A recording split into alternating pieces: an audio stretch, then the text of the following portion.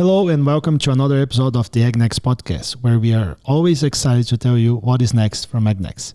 Today I will be speaking with Dr. Kim Stackhouse-Lawson, who is often sitting across the table, and we'll be talking about her publication that investigated how cattle supply chain can meet net zero goals. Let's get into it.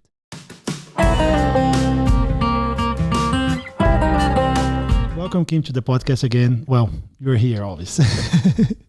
I'm excited to talk to you about this publication. We were just chatting. That's a very interesting thing. You were the principal investigator of this study. Can you give a high-level overview about this project? Sure, yeah, and thanks for having me. So this project was really answering a question. What strategies exist today to meet net zero beef supply chains at the on-farm level? Okay. So we know that the majority of greenhouse gases come from on-farm greenhouse gas emissions, right? And the majority of those are related to methane emissions predominantly, although this work also includes nitrous oxide. And those emissions come from enteric, eructation, and then from manure as well. But it's unclear what strategies or management practices are most appropriate for a producer to truly adopt. And so we came together as a group to really try to prioritize and identify those best management practices for greenhouse gas reduction and ultimately net zero beef supply chains. And let's give a step back, and I think that's the first question. Like, can you, for people who are not, the audience who is not familiar with, can you please describe what is net zero? What does net zero means and why is important? Sure. Yeah. So when we define net zero, and there's a number of ways to define net zero, but the most basic and I think the easiest to grasp way is to really think about getting to the point where the amount of greenhouse gases you emit is the same amount of greenhouse gases that are reduced.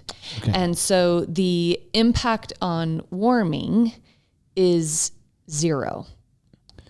Now, the next question I always get asked is net zero possible? Yeah. And the answer is, it depends and probably not. And we actually state that in this paper, that net zero is oftentimes an aspirational goal, that it's a goal that is set that may not be achievable, but because you set the goal, you might get further along towards the goal than you would have had you set a less aspirational goal, a goal that you could actually meet right through reality. So I think that's another really important nuance of a definition of net zero. We talked about kind of the technical definition, right? But then oftentimes it's layered with, there's an audacious goal set around it. Excellent. So just to rephrase that, net zero is emissions. To reach net zero, is the cattle emissions versus production, or can you just say that again? Yeah, so it would be greenhouse gases emitted minus where you're trying to reduce the same amount of greenhouse gases that you emit. Excellent. Yes. Okay, and when we talk about this, there are different scopes, right? Scope 1, Scope 2, Scope 3, and I've learned them recently. There's a really nice presentation that it used to be in our website that you gave, and I used to watch them to pass that information along. Yeah. And hopefully now this podcast will help us. Can you tell us what is Scope 1, Scope 2, Scope 3 emissions, and why these emissions are important to consider when we're thinking about achieving net zero? Sure. And it is very complicated, right? So I think it's really important for people not to feel overwhelmed by the complexity of net zero because it's so nuanced and layered. So we'll talk about why it's important first. So many companies within the supply chain have set audacious net zero targets, right? We're going to reach net zero by 2050. Let's just say that that's one of the targets that's out there by larger publicly traded food companies. The way in which they calculate their current greenhouse gas emissions includes their Scope 1 emissions, which are all of the emissions from the operation that the company owns. Their Scope 2 emissions, which include the emissions from the the energy source that the company is using. Mm-hmm. So, for example, a beef processing facility in Colorado will have a higher Scope 2 emission than a beef processing facility in Texas, mm-hmm. because Texas has more renewable energy in its grid. Okay, so it's a grid associated mm-hmm. Greenhouse gas emission mm-hmm. or footprint. Scope 3 emissions come from everything outside of the company's control, but that in which you need to meet the supply chain. So in the case of beef, if we're imagining that we're a beef processor, mm-hmm. that would include all of the fertilizer, all of the enteric emissions from the cows, mm-hmm. all of the combustion greenhouse gases that are used in tractors or trucks. It would include all the plastics that are used mm-hmm. to get food packaged into your plate. It would include the energy that you're using in your home, right on the other side of the supply chain to cook the beef. Wow. It includes everything. Yes. Wow. And so that's why reaching these targets is so challenging. Mm-hmm. But it doesn't change the fact that the majority of the greenhouse gases are truly coming from on-farm, mm-hmm. right? Which was the purpose of this paper. And to identify management practices or mitigation options that producers had today to be able to adopt on their farms or ranches. And I always love your analogy with the packing plant. I was just thinking here about my house. Like, maybe Scope 1 is what I produce in my house. It is. Like Scope 2 is, do I have a solar panel? Where's the energy coming from? And Scope 3 is... everything you consume and dispose of to landfill, both, right? It's on either end of your house. Absolutely. That's a pretty... And right now for you, it's a lot diapers. a lot of diapers. Absolutely. Yes. Oh, yeah. That's important. Yes. Yeah. On the study specifically, that's the net zero on the design of the study. This was a highly multidisciplinary project, right? There was a lot of people involved. Can you tell us who was involved, the collaborators, and what are the challenges that were faced when working in this publication? Sure. So it really was an incredible group of scientists. We had some of the best scientists in the world come together, mm-hmm. Who works in the space of greenhouse gases to reach consensus. That was actually our goal. Okay, we wanted the best scientists in the world to reach consensus on what the best management practices were for a cow-calf producer, mm-hmm. a feedlot producer, and a dairy producer to adopt to meet net zero in their specific supply chains. So the first thing I would say that those group of individuals said is that net zero is not possible. Mm-hmm. It's not possible for just a farmer or just a rancher to achieve net zero. That net zero truly requires an entire supply chain to come together, mm-hmm. and for incentive structures to work, right? That this is bigger than just getting a producer to adopt something. The second thing that we recognized very early was that even though there was great respect across all of these scientists, we've worked together on multiple projects, we actually like each other, we're friends, that there was no consensus that we were going to be able to reach. And so at that point, we worked through a facilitated process using the Institute for the Built Environment here at CSU, where they put us through a fully kind of social science-based facilitated process. And we actually went through a quadruple tournament elimination style. Wow. Yes. And it was during the World Cup this was going on. And so they would force us into voting for the best practice.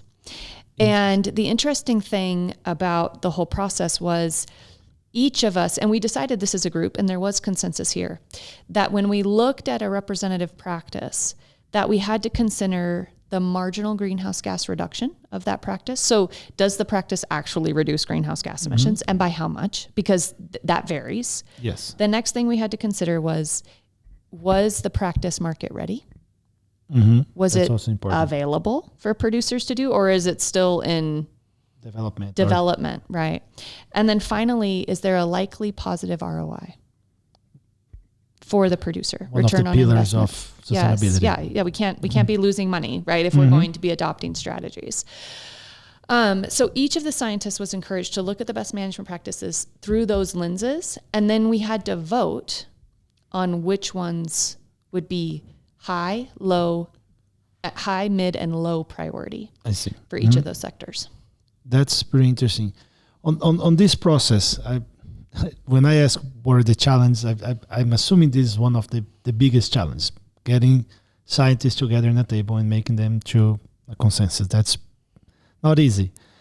What are some of the valuable insights or outcomes that you think emerge from specifically because of this collaborative structure, like having multiple people working in a challenge together with different opinions?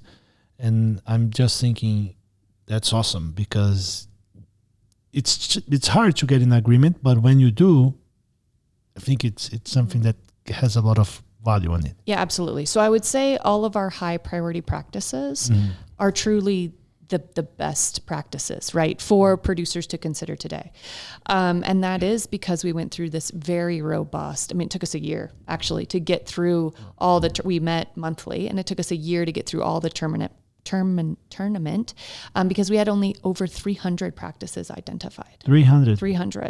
Wow. And some of them had not even been studied for greenhouse gas reduction, right? Some of them were improving reproduction rates, yes. Right? Where the marginal greenhouse gas reduction is unknown, but we know that if we're improving efficiency on a ranch in a cow-calf operation, that's a huge opportunity, right? For reduction of greenhouse gases, even if it's not been quantified. So it was a very robust process.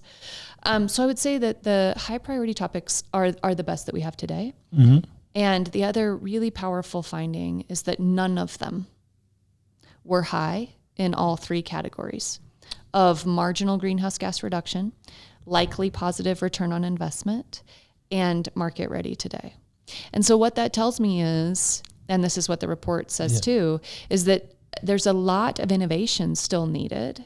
Innovation not just in discovery of best management practices, but also innovation in producer feasibility, adoption, what are the economic implications, right? There's so much we don't know about these practices that are necessary if supply chains are truly going to march down that net zero path and hold themselves accountable for reporting.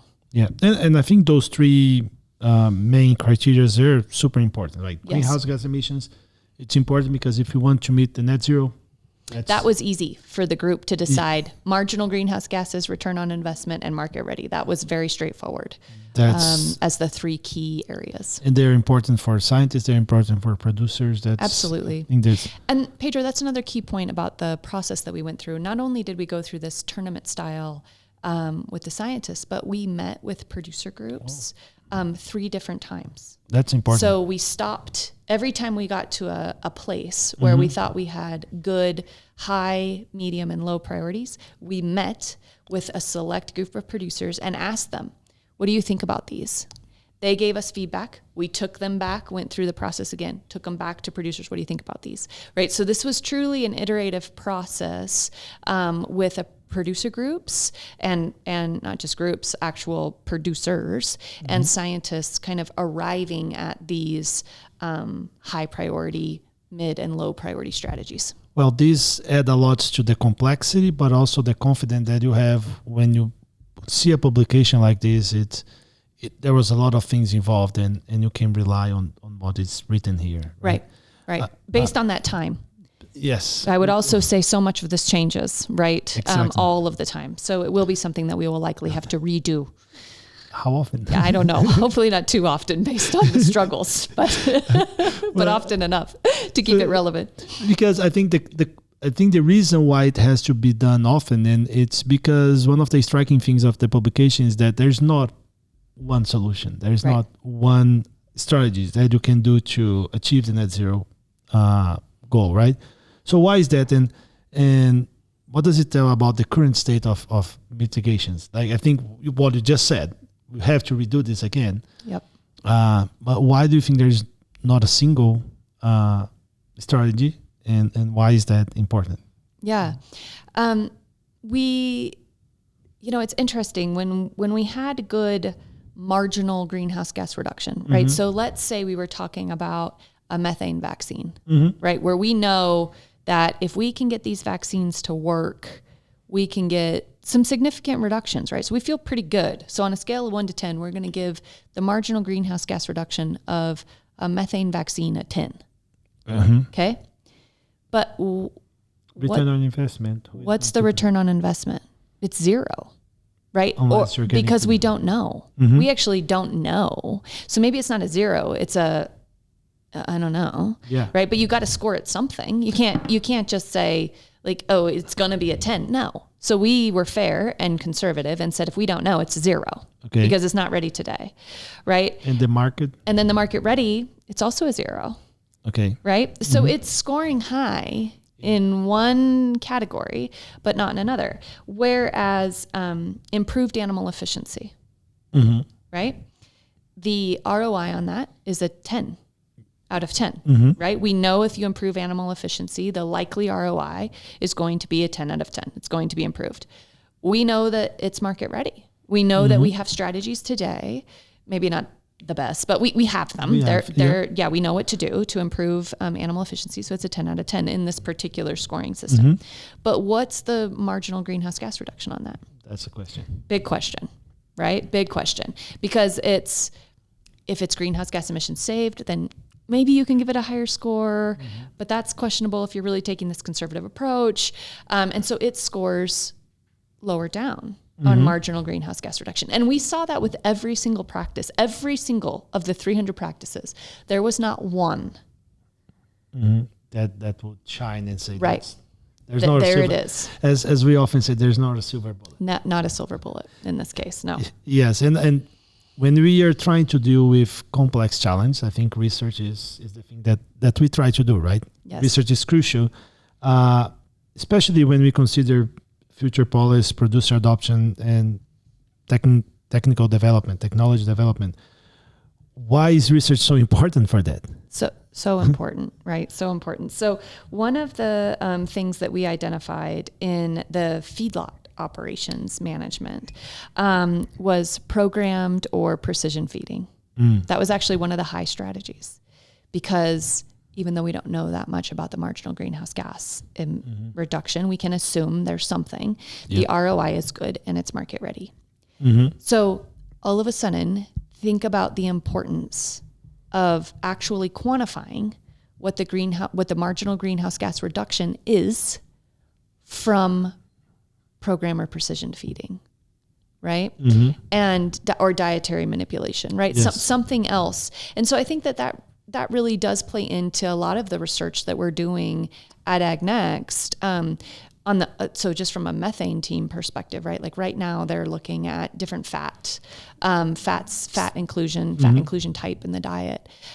We assume that there's a reduction, but there's actually not been any published literature stating the reduction. And so I think that a lot of that work will help us inform these kinds of research questions next.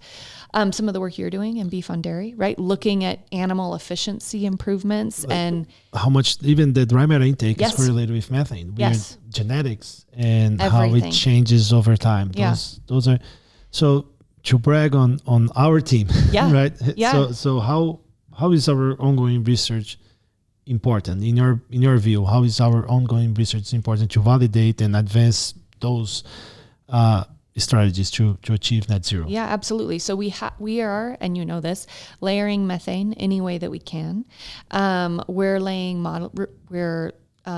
modeling efforts any way that we can, where we're using dry matter intake as prediction tools and working with life cycle assessment tools to say, if the animals ate this much less, what was that full supply chain impact reduction? I think those things are important.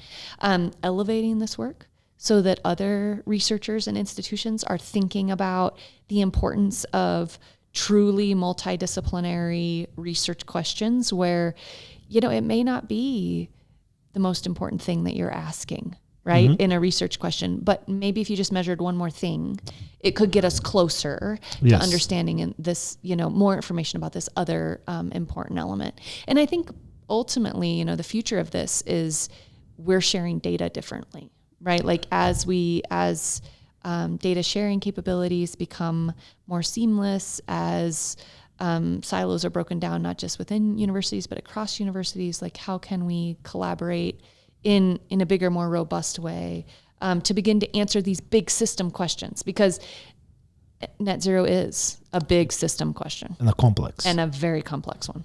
Excellent. Well, if people want to read the publication, where is that available? Yeah, so the easiest place to find this publication is on our AgNext website, and it's under the drop-down under publications in greenhouse gas mitigation. So that's the easiest way to find it, and it is accessible, of course, to the public. It's free. It's a free access pub. So we'd love for you to engage with it there. Excellent. Well, thank you for joining us to another episode of the AgNext Podcast. Don't forget to follow us on Facebook, X, LinkedIn, and now on Instagram. If you have comments, suggestions, or feedback that you would like to give us, please send an email to agnext.colostate.edu, and we'll do our best to answer you as soon as possible.